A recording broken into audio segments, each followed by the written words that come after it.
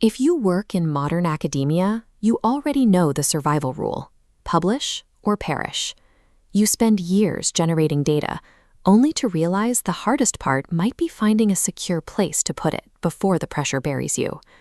But just getting published in a closed journal isn't enough anymore. Open access, or OA, is quickly becoming the baseline requirement to secure your future funding, maximize your citation counts, and actually get your work in front of the public. In the open access model, that cost burden shifts away from the reader. Instead of subscription fees, the revenue often comes from an upfront payment made by the researchers themselves or the agencies funding their work.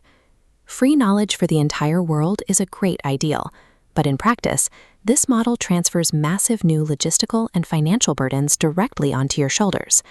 Navigating this landscape poorly has immediate consequences. Beyond draining research budgets on unnecessary fees, you risk violating your grant's specific mandates, a mistake that can jeopardize future funding eligibility.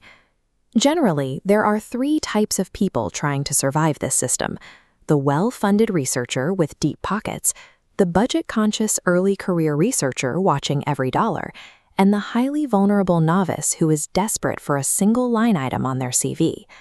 Because of these vastly different realities, there is no universal right way to publish open access.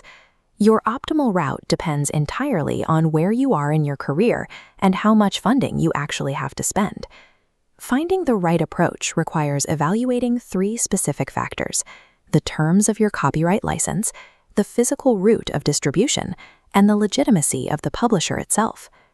The first hurdle is figuring out how much control you want to retain over your work. This means navigating the alphabet soup of Creative Commons, or CC, public copyright licenses. This chart breaks down the exact terms and licenses you'll encounter. The most open option at the top is CC BY, or attribution. It allows anyone to copy, remix, and even commercially reuse your work as long as they credit you as the original creator. At the other end of the spectrum is the least open option, CC BY, NC, and D. Under this strict license, readers can only share your exact original copy. They cannot alter it to build upon your data, and they cannot sell it. Here is the trade-off. Choosing CC BY gives you maximum reach and the highest potential for citations. But if you want to strictly protect your work from being monetized by others, you will need those tighter licenses, knowing that they also severely limit educational reuse and data mining by other researchers. Selecting a Creative Commons license dictates how others can interact with your data for years to come. This choice should be a deliberate strategy, rather than a box checked during the final stages of submission.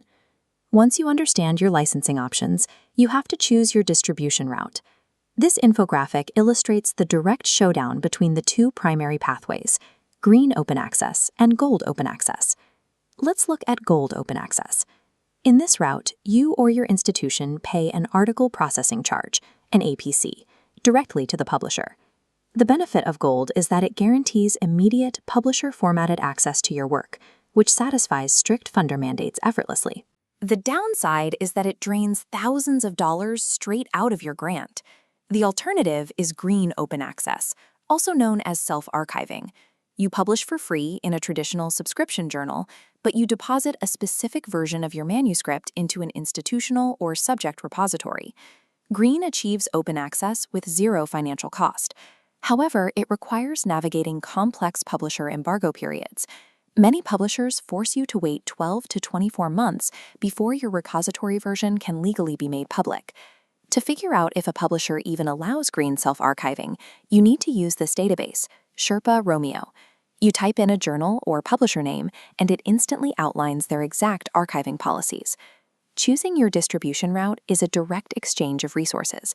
Gold buys convenience with cash, while green saves your money but demands administrative effort and patience.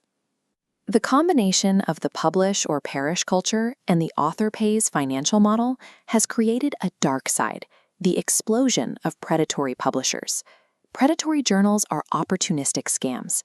They aggressively solicit you via email with promises of rapid publication, but they take your APC fee and offer absolutely 0 peer review in return. This graphic outlines the specific red flags you have to watch out for. Be highly suspicious of guaranteed rapid publication, unexpected fees that suddenly appear after your paper is accepted, fake impact metrics, and hijacked journal titles designed to look like respected publishers. Falling into this trap has a heavy cost. A predatory journal might give you a quick addition to your CV, but it actively destroys your academic credibility and leaves your research completely unindexed in major academic databases. Before you send your manuscript anywhere, you must run it through the Think, Check, Submit framework. This checklist forces you to verify the journal's peer review process and confirm that you actually recognize the members of their editorial board. Rigorously vetting editorial boards and indexing statuses adds frustrating delays to your workflow, but it is the absolute minimum requirement to protect your career from exploitation. Let's bring these variables together to answer your final question. Which path should you take? It starts with one variable. Do you have dedicated OA funding? If you answer yes, you're a well-funded researcher. Your optimal path is gold or hybrid OA. If you answer no, you are a budget-conscious early career researcher or an unfunded academic. Your path is green OA self-archiving or searching for zero-fee diamond open access journals if they exist in your field. Before paying that APC, use the Sherpa Juliet database to confirm your funder's compliance requirements, ensuring you don't violate your grant terms. A strict rule for unfunded researchers: never pay predatory APC fees out of your own pocket. Rely entirely on Sherpa Romeo to find respected, traditional subscription journals that legally permit you to archive your work for free. Peer-reviewed research represents years of effort and investment. By aligning your publishing strategy with your career stage and funding constraints, you ensure that work is preserved, compliant, and accessible to the global community.